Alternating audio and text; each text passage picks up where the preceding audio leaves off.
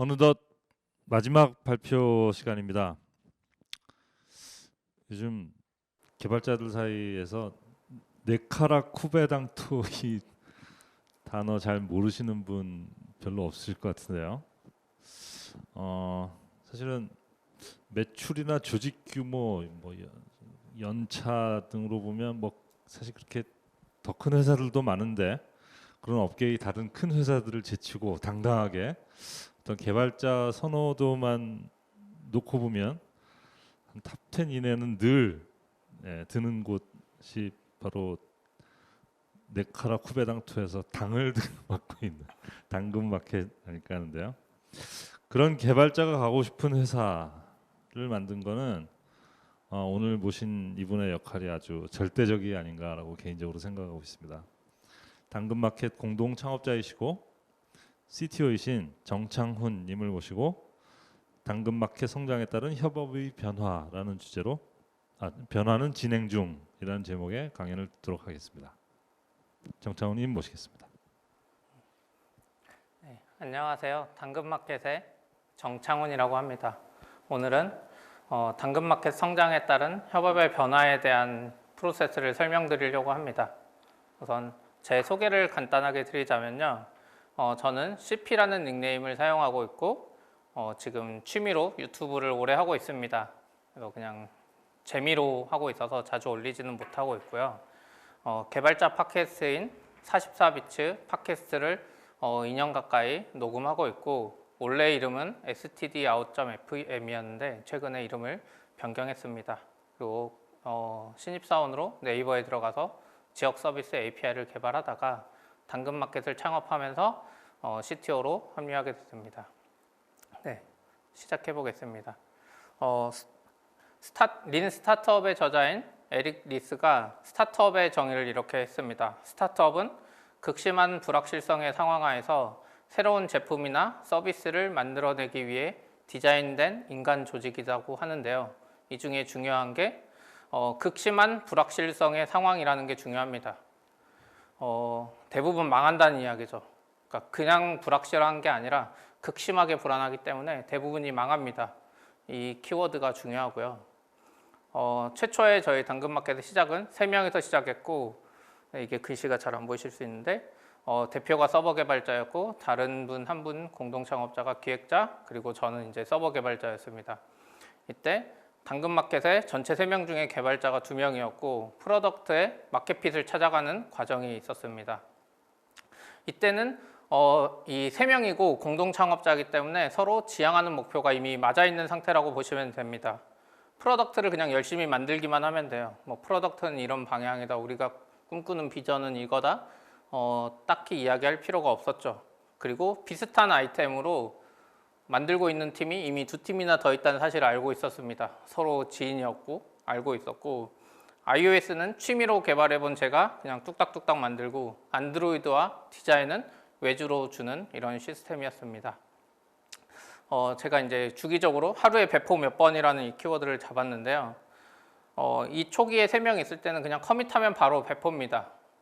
테스트도 당연히 없고 테스트는 개발자가 만들면서 테스트하고 앞서 말씀드렸다시피 극심한 불확실성의 상황이고 우리 서비스를 사용하는 DAU의 대부분은 멤버들이 구성하고 있을 정도였죠. 그 다음에 이제 6명이 됐습니다. 기존 3명의 외주하던 디자이너와 그리고 안드로이드 개발자를 같이 합류하게 됐고 여기에 레일즈 서버 개발자가 추가됐습니다. 이때 역시 여전히 프로덕트 마켓핏을 찾는 과정이었고 창업 초기였습니다. 이때 전체 6명 중에 개발자가 4명이었죠. 이때는 조금 비전을 맞춰가는 과정이었다고 생각을 하고 있습니다. 이제 새로운 분들과 비전을 이야기하고 서로 맞춰가는 상황이었어요. 장기적인 비전과 우리 당근마켓의 단기적인 목표에 대해서 서로 자주 이야기하고 그랬던 시기고 단순히 제품을 만드는 거에 더해서 우리가 앞으로 나아갈 비전에 대해서 자주 이야기를 했던 것 같아요. 그리고 이 비전을 맞추는 게 참 중요했던 것 같아요. 당근마켓의 특정 기능 하나하나가 그냥 기능 하나하나가 아니라 우리 당근마켓의 비전에 맞는 기능이냐 아니냐 이런 것들을 잘 판단해야 됐던 시기죠. 흔히들 이야기하는 게 뭔가를 덜어내서 더 덜어낼 게 없을 때, 그러니까 더 뺄 게 없을 때가 완벽한 상태라고 하잖아요. 이때가 그랬던 것 같아요. 무조건 추가하려고 하면 추가할 기능은 많았지만 그 추가하는 기능을 최소화하고 우리가 진짜 필요한 기능만 추가했었죠.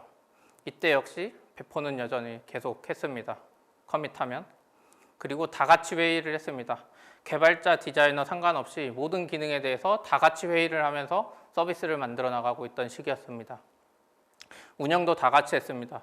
하루씩 돌아가면서 CS 대응을 했고 CS 하는 날이 되면 다른 업무를 할 수 없는 수준이었어요. 그리고 저 같은 경우도 고객 응대를 해본 적이 없는 그냥 개발자인데 고객 응대를 하는 게 어려웠습니다. 전화 받는 것도 힘들었고요. 그리고 소풍도 다 같이 갔고 마케팅도 다 같이 했습니다. 네. 이런 시기에는 협업에 대한 고민을 사실 크게 할 필요가 없었어요. 물론 협업이 중요하지만 다 같이 소풍도 가고 다 같이 일하고 다 같이 회의를 하기 때문에 우리가 굳이 협업에 대해서 고민할 필요가 많이 없었습니다. 서로의 상황을 다 알고 있고 이 사람이 어디가 아프고 이 사람이 무슨 일이 있었는지 굳이 이야기하지 않아도 알 수 있는 상황이었죠. 이런 상태에서 우리가 굳이 구글의 협업 시스템 이런 거를 도입할 이유는 없었습니다. 그리고 이제 10명이 됐고 이사를 가게 됐고요. 여기 추가로 마케터, 서버 개발자, 머신러닝 개발자, 인프라, 그리고 이제 디자이너가 바뀌는 일이 있었고요. 이 시기가 꽤 길었습니다. 이 10명까지 되기까지가 6명부터 10명 되는 2년의 기간 동안 꾸준한 개선을 했고 전체 10명 중에 개발자가 7명이 되는 상황이었습니다. 이때 하루에 배포 몇 번이면 여전히 커밋하고 바로바로 배포했고요. 얼마나 배포를 자주 하는지 서버 개발자가 이제 한 3명 정도 됐잖아요. 서로 동시에 정확한 시간에 배포하려고 해서 배포가 꼬이는 경우가 있을 정도라서 이 배포를 한 사람이 하면 다른 사람이 못하게 하는 기능까지 만들어야 될 정도였어요. 그리고 이제 게임 전략 회의도 이렇게 같이 했습니다. 이게 오버워치 팀 짜는 건데 오버워치 팀을 심각하게 서로 짜면서 재밌게 놀았죠. 일도 같이 하고 넷플릭스 시청 같은 것도 다 같이 그냥 모여서 볼 수 있는 이런 상황이었어요. 그래서 이렇게 판교에서 2년을 보냈어요. 다 같이 놀고 다 같이 일하고 비전이 이제 조금씩 맞아가는 상황이었죠. 그러니까 비전이 맞아져 있는 상황이라고 보시면 될 것 같아요. 여전히 같이 하고 있었어요. 인프라나 머신러닝 같은 전문적인 영역이 생겨서 이런 거는 우리가 다 같이 회의하고 할 수 없었지만 여전히 그 외의 영역들은 다 같이 하고 있었습니다. 그리고 25명이 됐고 다시 서초로 이사를 왔는데요. 여기 보시면 다양한 각 분야, 개발자도 그냥 개발자가 아니라 각각이 맡고 있는 특수한 분야의 개발자들이 많이 들어오셨어요. 그리고 이제 이때는 전체 25명 중에 개발자가 18명이었고 1년 새에 이제 2.5배 인력이 늘었고 이때부터 서버가 좀 터지네 이런 생각을 좀 할 수 있었어요. 뭐 잘못하면 서버가 터지고 그래서 개선하고 이런 작업을 계속했는데 MAU 기준으로 보시면 100만에서 300만 사이였습니다. 이때부터 이제 전문 영역이 생겼던 시기라고 할 수 있습니다. 예전에는 마케팅도 다 같이 했는데 이제 마케팅은 마케터가 전문적으로 하게 됐고 CS도 운영 전문 담당자가 더 잘할 수 있었어요. 그리고 프론트도 프론트 개발자가 하고 여전히 애매하게 섞여 있는 영역이 있었어요. 그렇지만 조금씩 전문화된 영역이 생기고 있던 시기였습니다. 그렇지만 이때도 협업이 힘들진 않았어요. 여전히 다 알고 있었으니까 다 해봤던 것들이고 그리고 이때 하루 배포 몇 번이라고 생각하면 서버가 계속 증가하기 때문에 도커를 도입했고 도커 빌드 시간으로 인해서 기존 배포 시간보다 조금씩 늦어지게 됐습니다. 기존에는 계속 배포했는데 이제 배포를 그렇게 못하게 됐더라고요. 그래서 배포 속도가 급격히 감소했지만 그럼에도 불구하고 하루에 5번씩 배포를 하고 있었고요. 약간 이제 배포가 좀 어렵다 보니까 다른 사람이 배포할 때 내 것도 같이 배포됐으면 좋겠다 이런 마음도 좀 가지게 됐던 것 같아요. 그리고 이때 회의실은 1개였습니다. 전문 영역이 있지만 필요한 일은 이 바로 뒤에 돌면 이 동료랑 회의할 수 있었어요. 그렇기 때문에 회의실은 전체 회의하거나 1대1 미팅 프라이빗하게 해야 될 때만 필요했고 굳이 업무할 때 회의실이 필요하지는 않은 상황이었습니다. 그리고 단순 노동은 전문 인력이 없어서 여기 대표인데 우리 다 같이 이케아 조립하고 이렇게 했던 시기입니다. 그리고 다 같이 사진 찍기도 힘들어졌어요. 이제 사진 찍으려고 하면 누구 한 명은 어디 휴가가 있고 이러게 되더라고요. 기존에는 한 10명까지만 해도 그냥 다 같이 사진 찍자 그러면 다 같이 있었는데 이제는 이런 게 안 되던 시기가 조금씩 생겼고 이때부터 뭔가 다르다는 느낌을 조금씩 받았던 것 같아요. 예, 같이 하기 힘든 것들이 생기는 시기였는데 이때 베트남을 다 같이 갔는데 비행기도 한 번에 못 타고 이제 이동하는데 버스도 한 번에 못 타고 택시도 한 세네 대 나눠 타야 되고 맛집이나 카페도 우르르 못 가게 되는 거죠. 분명히 다 같이 베트남을 갔는데 거기서 했던 활동들이 조금씩 달라지게 된 거예요. 이런 시기가 있었습니다. 그래서 이제 그 다음에 이제 저희가 강남으로 이사를 했고 140명 정도까지 컸는데 사람을 더 이상 셀 수도 없고 얼굴을 봐도 누군지 모르겠어요. 분명히 저도 면접 봤던 사람인데 누군지도 모르겠고 이제 이 사람이 혹시 외부 사람이 아닌가 이런 생각이 들 정도였죠. 네, 이때는 좀 급격하게 1년 새에 25명에서 140명까지 컸지만 전체 140명 중에 개발자는 80명 정도가 되고요. 이때부터는 좀 그런 생각을 하게 되는 것 같아요. 저 사람은 무슨 일을 하지? 저 사람은 뭐 인프라 개발자라고 하는데 무슨 일을 하는 거지? 서버 배포 중에 어떤 영역을 담당하는 거지? 이것조차도 좀 모르게 되는 시기. 그래서 저희가 이걸 조직이나 앞선 분들이 말했던 것처럼 뭐 위키 비슷한 혹은 슬랙에 본인이 하는 일들을 적게 하려고 노력은 하고 있는데 쉽지 않고 어떻게 보면 이런 거를 시작하게 된 시기가 된 거죠. 자연스럽게 본인이 하는 일을 어필해야 되는 시기가 된 거예요. 그래서 이때 하루에 배포 몇 번이냐고 물어보면 저희가 개발적으로는 쿠버네티스와 ECS가 혼합된 상태로 운영되고 있고 좀 혼돈이긴 해요. 그리고 여전히 도커 배포 이전에 빠른 속도를 아직 회복하지는 못했습니다. 노력은 하고 있지만 쉽지 않더라고요. 그리고 이제 이 기능에 대해 아시는 분을 계속 찾아야 돼요. 새로운 멤버들이 많고 기존에 뭔가 했는데 이거에 대한 히스토리를 아는 사람이 많이 없어요. 기존에 우리가 개발할 때 여기 뒷자리에 앉아가지고 여기 빨리빨리 개발하던 거고 그냥 슬랙에 막 이야기했던 개발인데 이제 정리된 게 없잖아요. 그래서 앞선 분들이 이야기했던 것처럼 문서화나 위키 이런 게 좀 중요해지던 시점이었고 저희도 150명 되기 전에는 한 20 몇 명 때 저희가 노션을 잘 쓴다고 막 이야기를 했었는데 사람이 많아지니까 이제 검색이 너무 중요하더라고요. 그래서 검색의 중요성이 좀 커져서 위키로 좀 많이 쓰고 있는 상황입니다. 그리고 사업팀과 이제 플랫폼 팀이란 이런 영역이 생겼는데요. 우리가 기존에 만들던 중고 서비스뿐만이 아니라 돈을 버는 사업팀이 열심히 성장하고 있고 또 트래픽을 견디고 확장 가능성을 위해서 기존 서비스에서 이제 플랫폼을 분리하는 작업들을 진행했어요. 그래서 특정 기능을 하나 만들려고 하면 이제 유관 부서가 생기기 시작하는 거죠.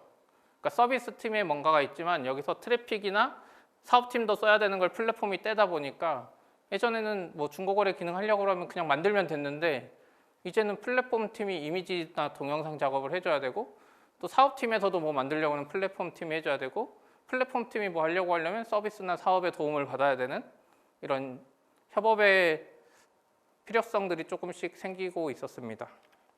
그리고 이제 회의실은 5개고 1인실은 2개가 있는데 항상 회의실이 부족해요. 예전에 회의실 1개일 때도 좋았는데 이제는 뒤에 있는 동료들이랑 못하고 다른 팀이랑 회의를 해야 되다 보니까 회의실이 계속 부족한 이런 시기가 있었습니다. 그리고 다른 팀하고 일정 잡기도 힘들어요. 예전엔 그냥 이야기를 하면 됐는데 이제 일정 잡으려고 하면 막 이번 주말 혹은 다음 주 이런 이야기가 나오기 시작하는 거죠. 그리고 내가 혼자 잘라서 해결할 수 있는 것들이 조금씩 줄어들고 있었어요. 왜냐하면 다른 팀의 협업을 도와야 되니까, 받아야 되니까. 그리고 서로에 대해 알 기회가 조금씩 줄어들고 있어요. 사람이 많아지다 보면 당연한 건데 이 와중에 코로나 상황이기 때문에 재택을 많이 하고 있잖아요. 얼굴 안 그래도 신규 입사자는 왔는데 자기 팀원 얼굴도 보기 힘들고 줌에서만 봐야 되는 이런 상황이 반복되고 있었습니다. 그리고 이제 저희가 조만간 이사를 하는데 이제 150명을 넘어서 300명 이상까지 수용 가능하게 되고요. 여기 같은 경우 2개 층을 쓰고 업무 공간이 4개로 분리가 되게 됩니다. 라운지도 분리되고 이제 적어도 기존엔 150명이어도 화장실 가다가 만날 수 있었는데 이제 화장실도 같이 못 써서 화장실도 같이 못 쓰다 보니까 자주 못 만나고 이제는 정말 의도를 가지지 않으면 특정 팀원들을 만날 수 없는 상황이 발생했습니다. 그래서 이렇게 한 층에서 여러 층으로 나눠지는 시기가 좀 커뮤니케이션이나 협업에 중요한 변화를 이끌어내는 그 계기가 된다고 많이들 이야기를 해요. 그래서 저희도 이거에 대한 고민을 많이 하고 있습니다. 스치면서 만나기도 힘들죠. 그리고 말씀드렸다시피 협업에 대한 고민을 조금씩 시작하게 됐던 것 같아요. 기존에는 협업에 대한 고민을 할 필요가 많이는 없었어요. 물론 하면 좋았지만 바로 옆에 있던 동료들인데, 근데 이제는 협업이 필요하게 된 거죠.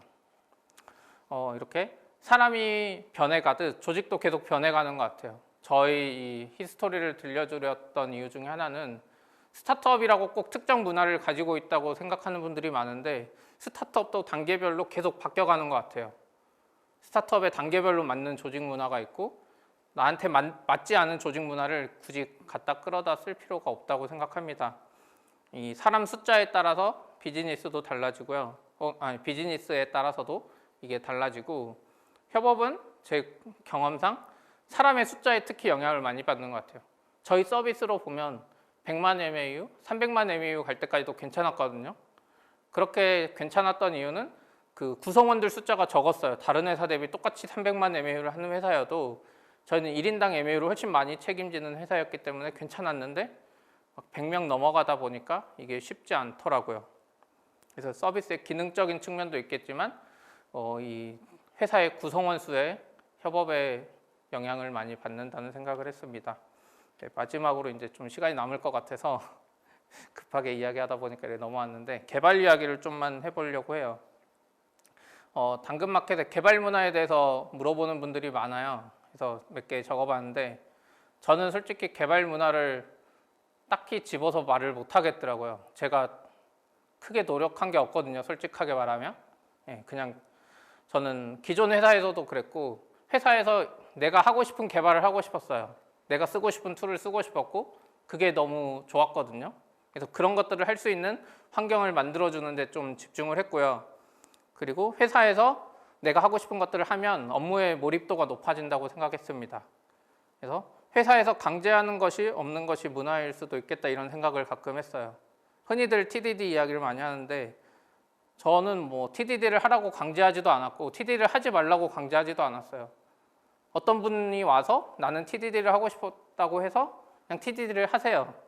그럼 그분의 스타일이니까 그걸 존중해주고, 어떤 분은 나는 TDD 없이도 하겠다 그러면 그것도 존중해주고, 이렇게 하고 있고요. 다른 모든 것들에 대해서 비슷합니다.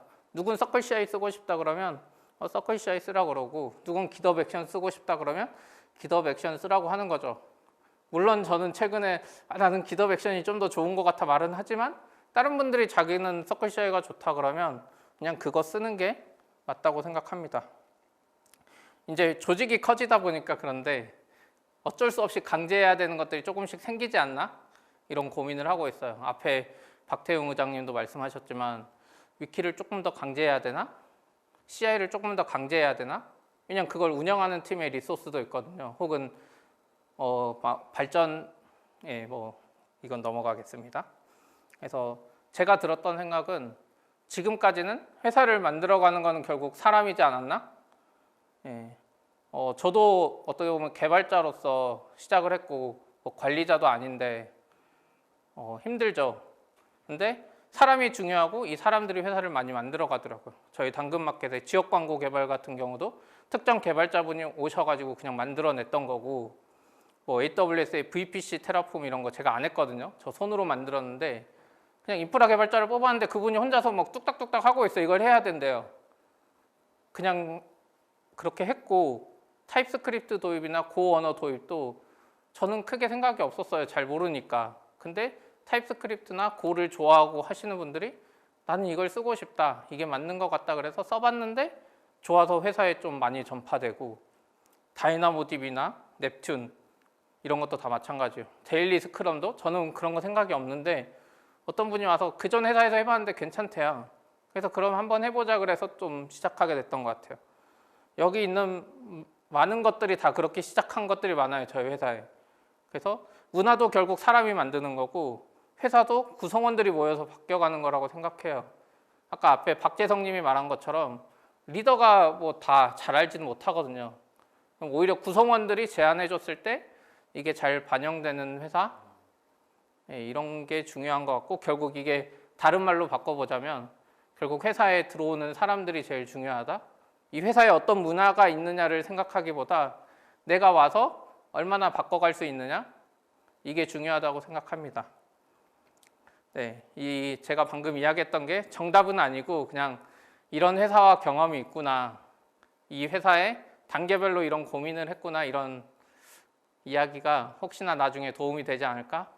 우리 회사는 작은데 큰 회사의 문화를 도입하자고 했을 때 이런 사례를 좀 이야기할 수 있지 않을까 해서 이렇게 오늘 자리를 마련해 봤고요. 네, 발표는 여기까지 하겠습니다. 감사합니다.